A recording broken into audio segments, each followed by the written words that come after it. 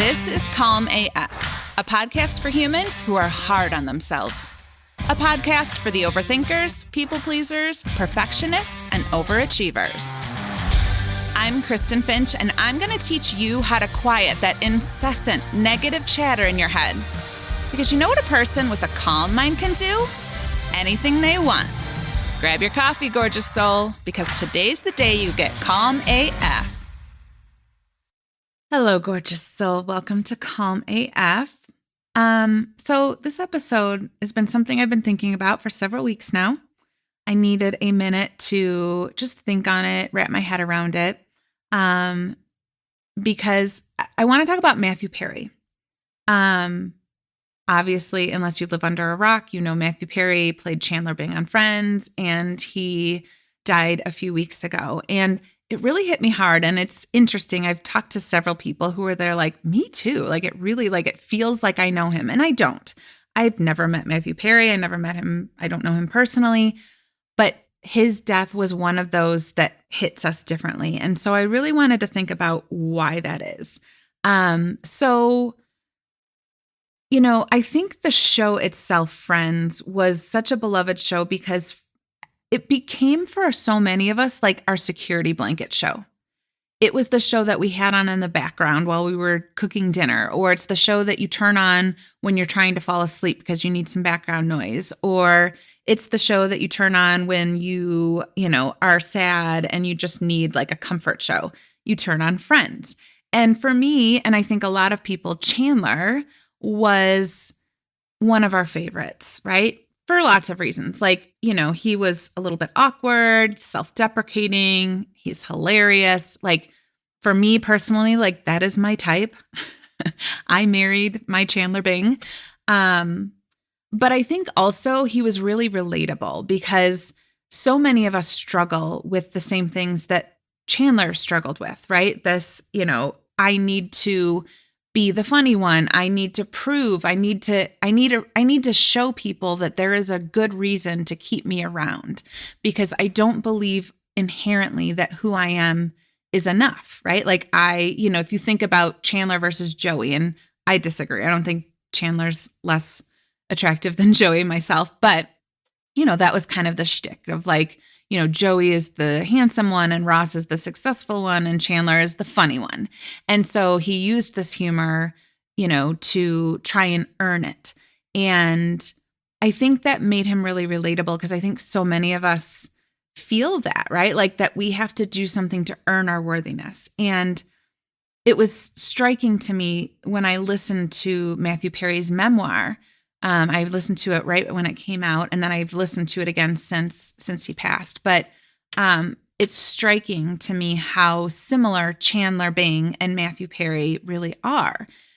Matthew Perry, used humor also to deflect the pain of feeling unworthy, of feeling not good enough.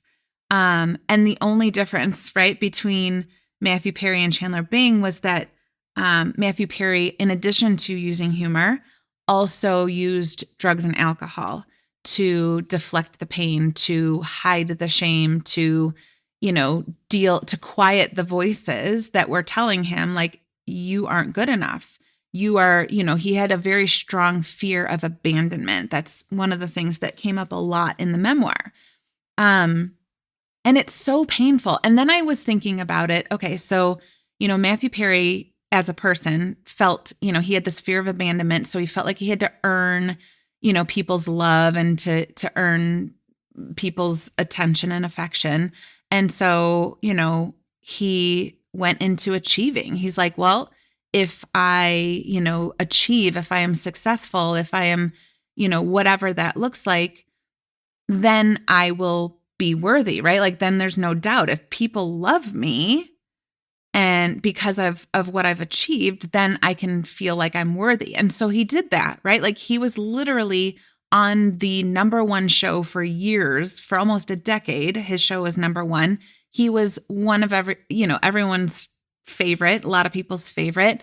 He received awards. People praised him for his talent and for his success. And he was making millions of dollars. He had the things, the success, the fame, the accolades, the approval, and still didn't believe that who he was good enough. And I just want you to think for a minute how painful that is, right? To think, if I do these things and finally prove that I'm worthy, everyone will believe I'm worthy and then I'll feel worthy. And that doesn't happen. Like, you literally go above and beyond success in and achieving, and you're Matthew Perry playing Chandler Bing on Friends, and you still don't think you are worthy.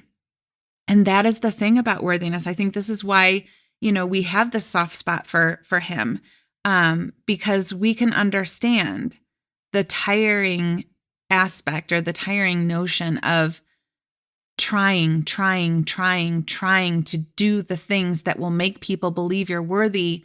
And even if they tell you you are, we accept you, we believe that you are worthy, you still can't believe that inherently.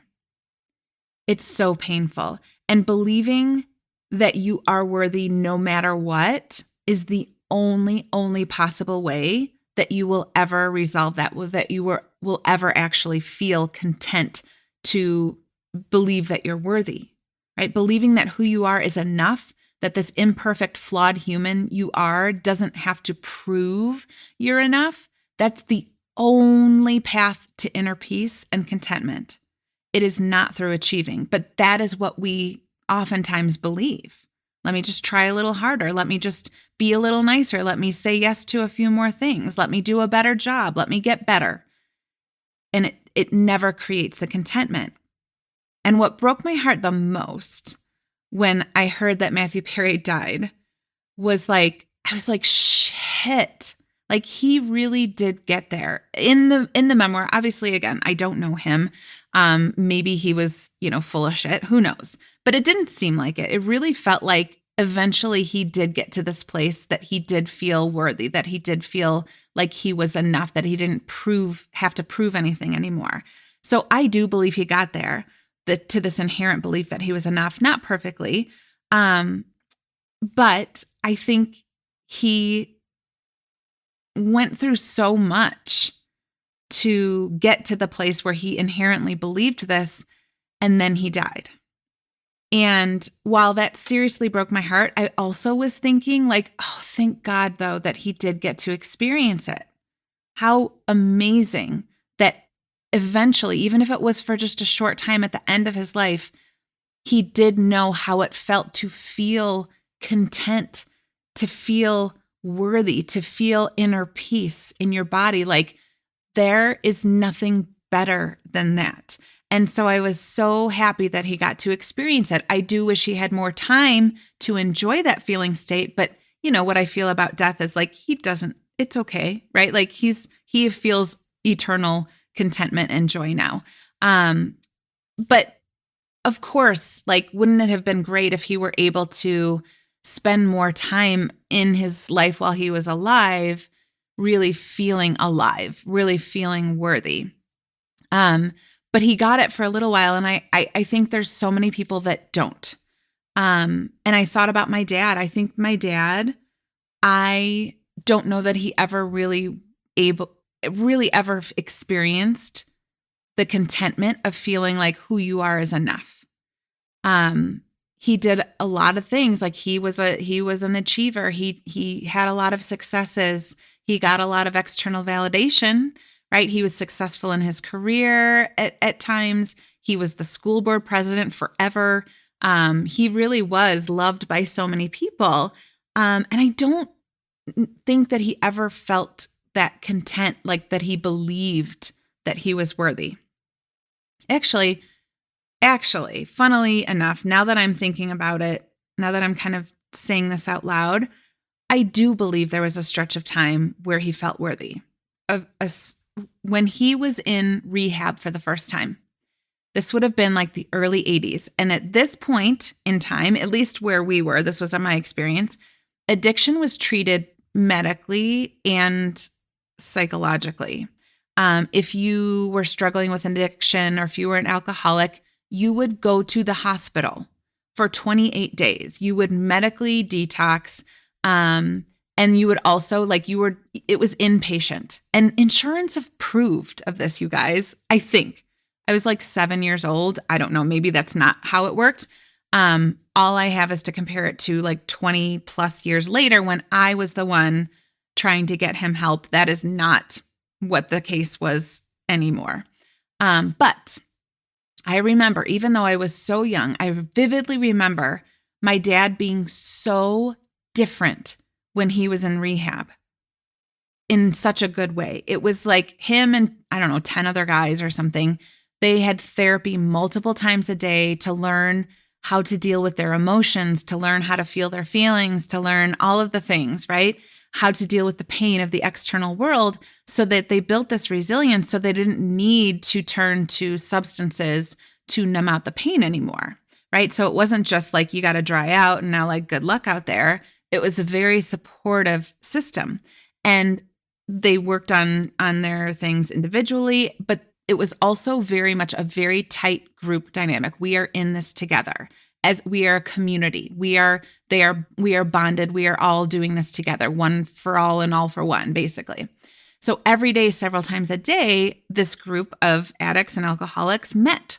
And for 28 days, they shared with each other their pain, their feelings, their fears, their obstacles. They felt safe sharing the things that they had always hidden and therefore needed something to, alleviate or to distract from the pain.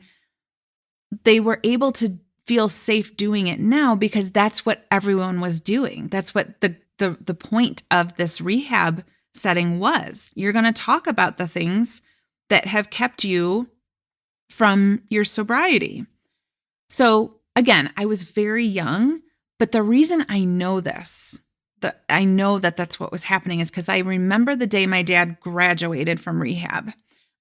There's this whole big ceremony, and, he goes up and he talks about his journey and what he's learned and who he is now versus who he was when he got there. And other people come up and they share like, oh, this is what, I learned from you. And it was very emotional, and it was very, something I'd never seen adults do, especially adult men, right? Sharing emotions so freely. And I remember my dad's energy, even going to visit him. I remember it feeling like lighter. There was this sense of ease that I had never felt before. And because before he went to rehab and then when he started drinking again, I could sense his energy was uneasy. Honestly, I know I was young, but I remember his eyes. I remember him always looking like he was afraid of, being found out for something. And I didn't know what that meant at the time. Like maybe now looking back, he was afraid that, I have all the success, but I still don't feel worthy. And, I'm on the school board, but I still don't feel like I'm good enough. And I'm all out on all these committees. I think really there was such an imposter syndrome. He was afraid that someone was going to see like he isn't worthy. He's just put on this really good front.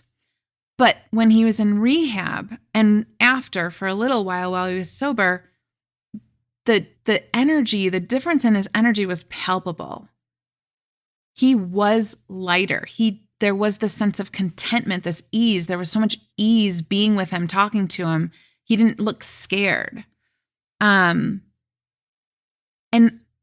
I really think about that time.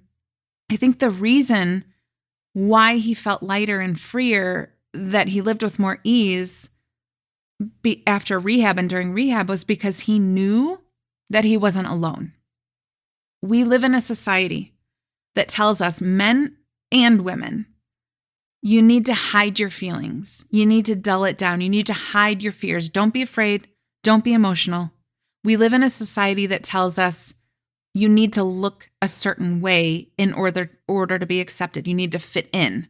You need to look like this. You need to have a body like this. You need to have a house like this, have a career like this, have a marriage like this. And if you go outside of that, if there's something different about your life in some way, you hide that shit, right? You figure it out for yourself, fix it for yourself, but whatever you do, don't let anyone know that you are actually struggling with this, that what you're supposed to look like isn't what you actually look like.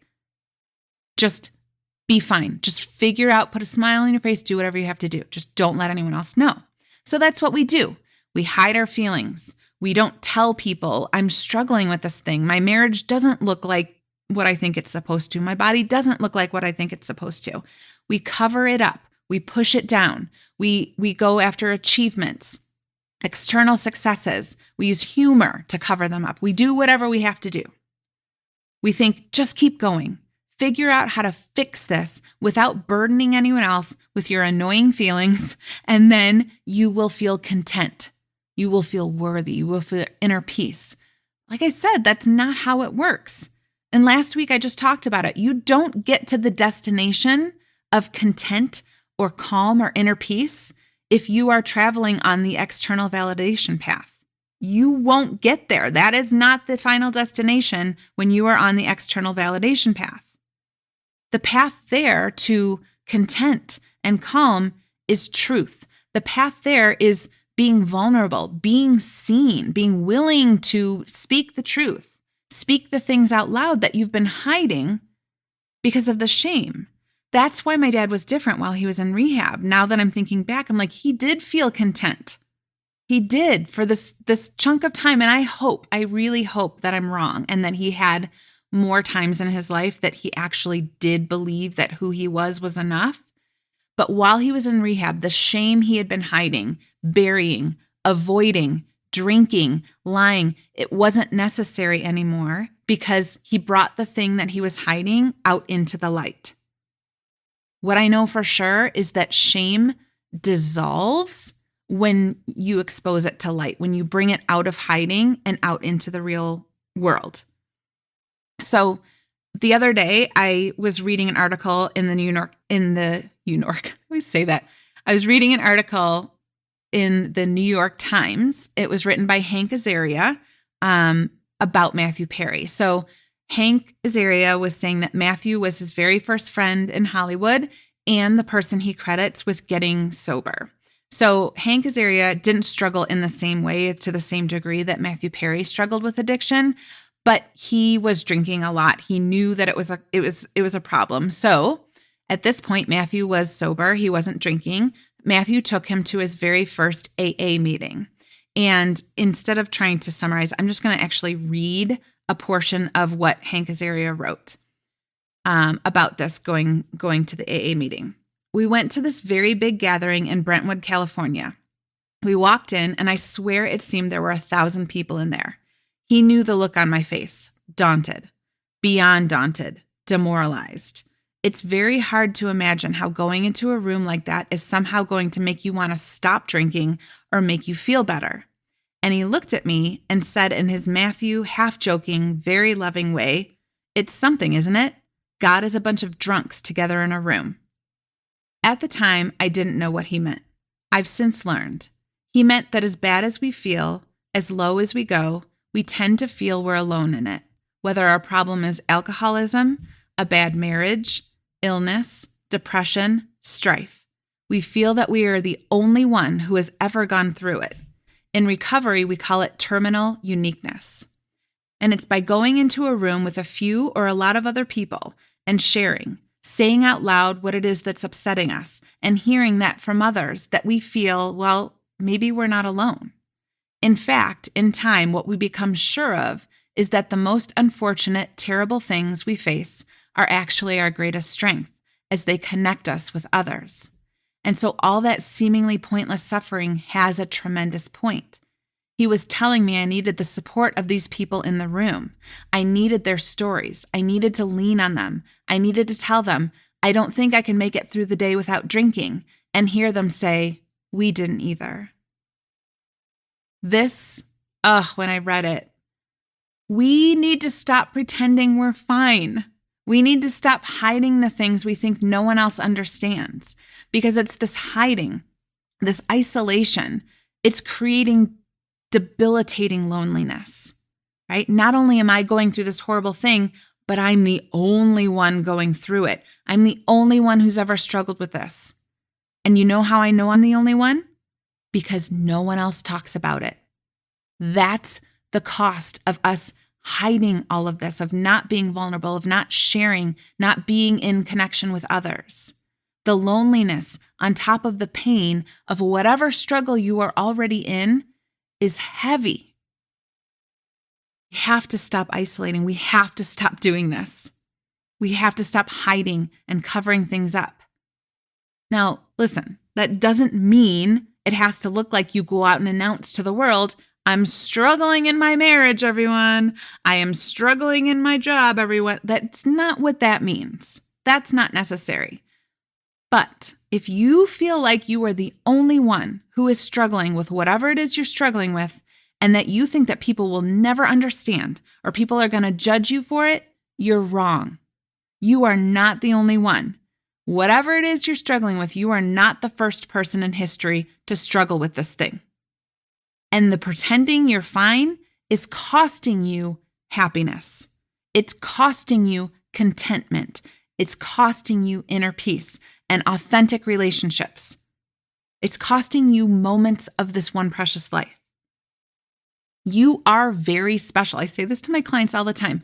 You are very special, but what you are going through is not unique. The thoughts that you are having are not unique. There are people, I promise, who are where you are now or who have been where you've been.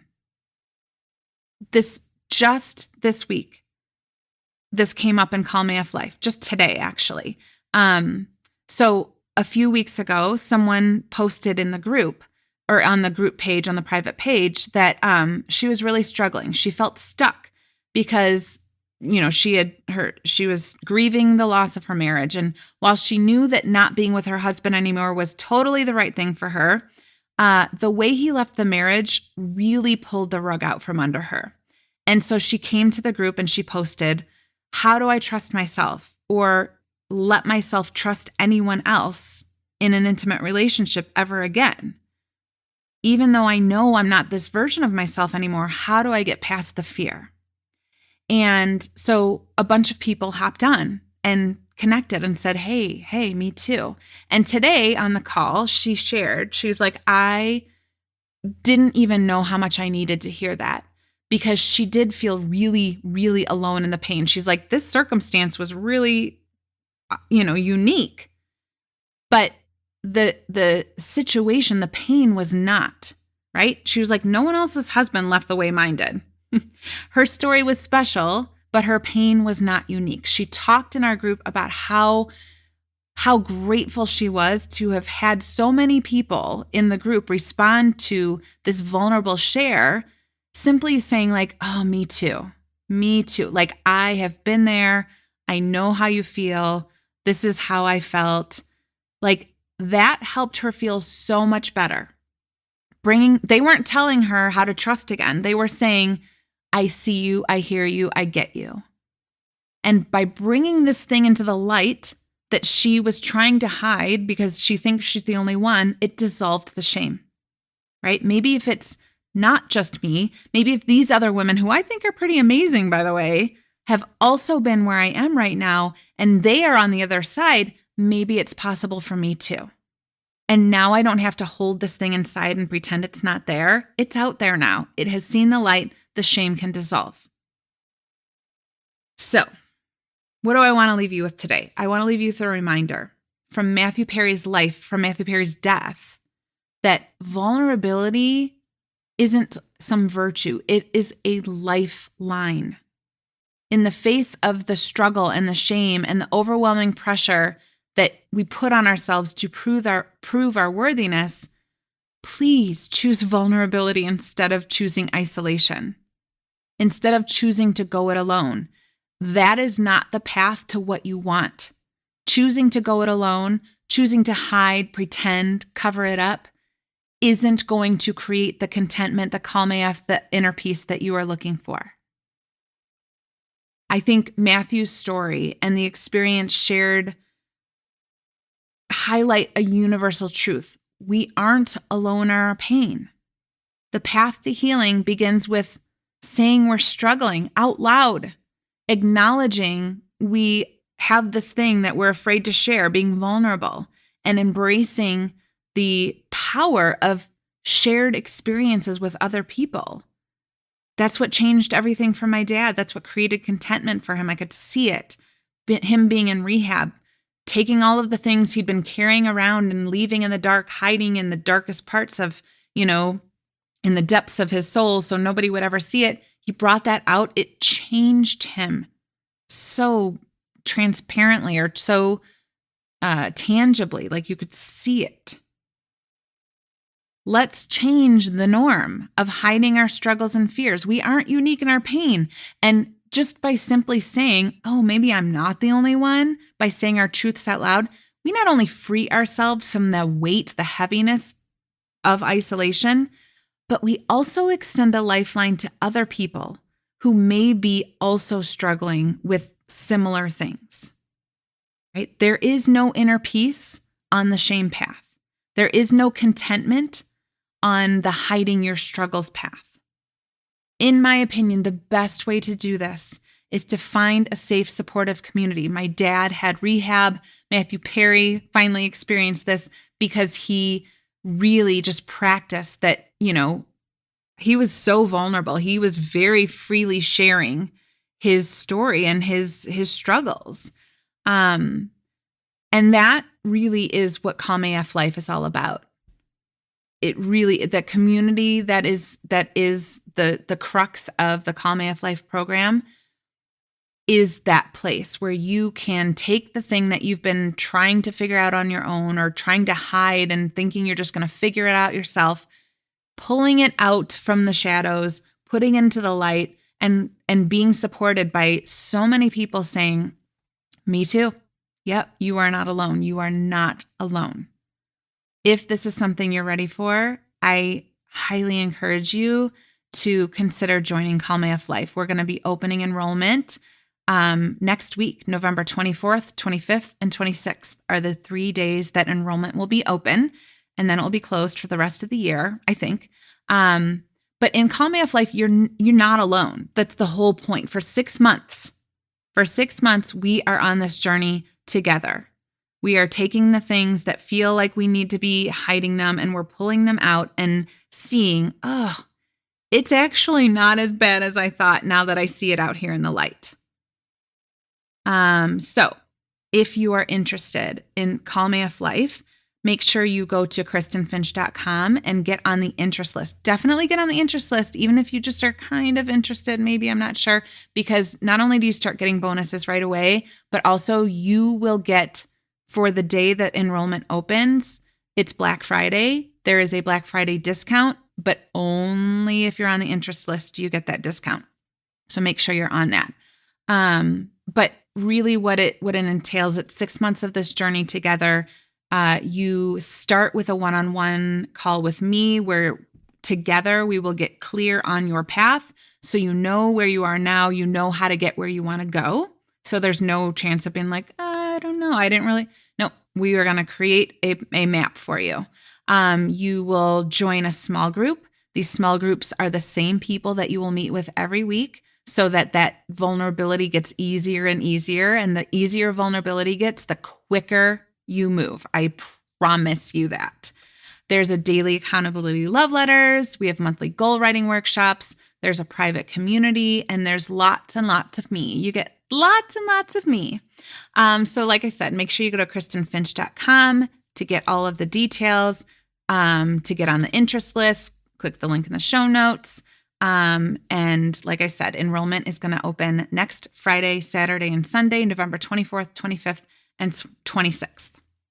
All right. I think this was a little bit longer than normal, but thank you for listening to me kind of process my thoughts and feelings about Matthew Perry. And, I hope that you see that connection between, the shame and the isolation and how it's just that is never going to create the life you want. So stop. All right, gorgeous soul. I love you so much. You deserve inner peace. You deserve joy. It is right there for you. I hope you grab it. Love you so much. I will see you next time. Thanks for listening. And before you go, one more thing. So as you know, I am slightly obsessed with helping as many humans tap into their calm AFness as possible. So if this podcast has helped you, would you please leave a review, make sure you're subscribed, and share it with your friends. Also, make sure you head on over to KristenFinch.com to see how you can work with me. You can sign up for my emails and get any other goodies I have available. Until next week, I love you so much. I am so grateful that you're here. I'll see you next time.